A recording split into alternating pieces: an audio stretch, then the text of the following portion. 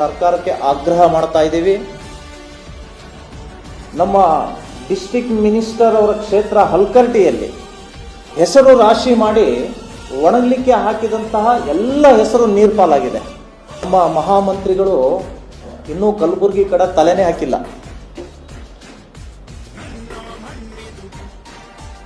ಹೀಗಾದರೆ ರೈತರನ್ನ ರಕ್ಷಣೆ ಮಾಡೋರು ಯಾರು?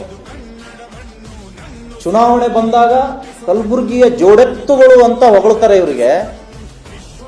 ಇಂತಹ ಜನರ ಕಷ್ಟದ ಪರಿಸ್ಥಿತಿಯಲ್ಲಿ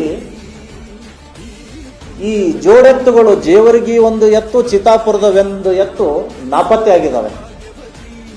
ಇದನ್ನ ಹುಡುಕಿ ಕೊಡಬೇಕು ಅಂತ ನಾವು ಇಲ್ಲಿಯ ಪೊಲೀಸ್ ಅಧಿಕಾರಿಗಳಿಗೆ ವಿನಂತಿಯನ್ನ ಮಾಡ್ತಾ ಇದ್ದೀವಿ. ಇನ್ನು ತೋಟಗಾರಿಕೆ ಬೆಳೆ ಎಕರೆಗೆ 50,000 ರೂಪಾಯಿ ಪರಿಹಾರ ಕೊಡಬೇಕು ಅನ್ನುವಂತಹದ್ದು ನಾನು ಇವತ್ತು ಸೂಚನೆಯನ್ನು ಕೊಡ್ತಾ ಇದ್ದೀನಿ.